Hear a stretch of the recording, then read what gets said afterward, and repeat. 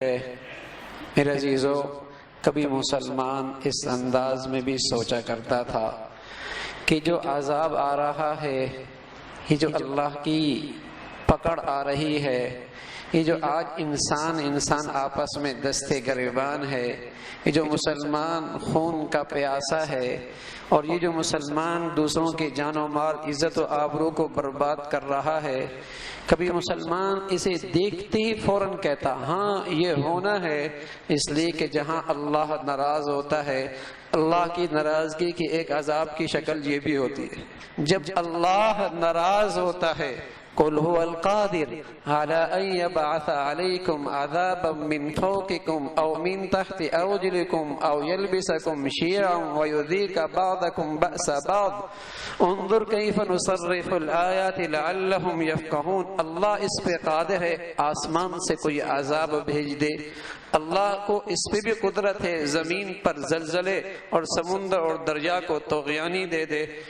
قُلْ هُوَ الْقَادِرُ۔ اور تیسری صورت یہ ہے کہ اللہ اس پہ قادر ہے تمہیں گروہ میں تقسیم کر دے اور تم باہم دستے گریبان ہو جاؤ۔ اللہ کے نبی نے دعا کر دی، اے اللہ میری امت کو اجتماعی طور پہ پہلے قوموں کی طرح اوپر کے کسی عذاب سے بھی ہلاک نہ کرنا۔ دعا قبول ہو گئی۔ اے اللہ میری امت کو نیچے کے کسی عذاب سے جس سے پہلے قومیں اجتماعی طور پہ ہلاک ہو گئیں، اس سے ہلاک نہ کرنا۔ میری نبی کی یہ دعا بھی قبول ہو گئی۔ لیکن فرمایا تیسری صورت، اگر آپ کی قوم اللہ کو ناراض کرے گی، اس عذاب میں مبتلا ہوگی، کیا یہ باہم دستے گریبان ہو جائے گی، یہ ٹکڑوں میں تقسیم ہو جائے گی، گروہوں میں تقسیم ہو جائے گی، اور ایک دوسرے کا جان اور خون کی پیاسی ہو جائے گی۔ آج اس عذاب کا شکار ہے ہمارا وطن، پورا وطن اس عذاب کا شکار ہے۔ عَلَىٰ أَن يَلْبِسَ عَلَيْكُمْ شِيَعًا وَيُذِيقَ بَأْسَكُمْ بَأْسَ بَعْضٍ۔ یہ وہ عذاب ہے جس نے آج اندر سے اطمینان نکال دیا ہے۔ ہاں تو میرے عزیزو، اللہ رب العزت نے اس کا علاج بھی بتایا ہے۔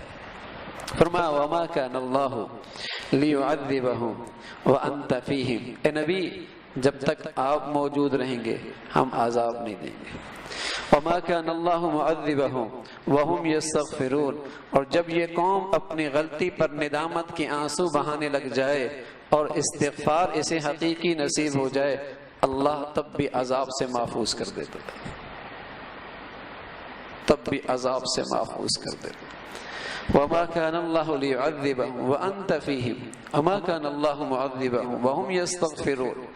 جب یہ معافی مانگنے پہ آ جائیں، اللہ کے سامنے تضرع اور عاجزی کرنے لگ جائیں، انہیں اپنے گناہوں پر ندامت اور شرمندگی نصیب ہو جائے، تب بھی عذاب ٹل جایا کر۔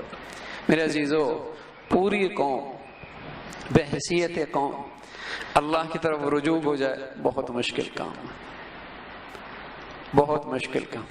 غفلت کی انتہا ہے، سرکشی کی انتہا ہے۔ لیکن ایک بات اور بھی ہے، جنہیں اللہ نے کچھ خوف خدا عطا فرما رکھا ہے، جن کا تعلق مساجد سے ہے، جنہیں اللہ نے علماء کی عظمت اور محبت اور صحبت نصیب فرما رکھی ہے، دلوں کے اندر الحمدللہ ایمان کا نور الحمدللہ اپنی روشنی کے ساتھ موجود ہے، اگر یہ امت کا یہ طبقہ بھی اللہ کے سامنے سچی عاجزی اور انکساری کے ساتھ، آہوزاری کے ساتھ معافی مانگ لے اور اجتماعی معافی مانگے، ساری امتیں، سارے مسلمانوں نے پاکستان کی طرف سے، اللہ کی رحمت سے امید ہے اللہ ہمیں اس عذاب سے نجات نصیب فرما دے۔ ہمیشہ ایسا بھی ہوا ہے۔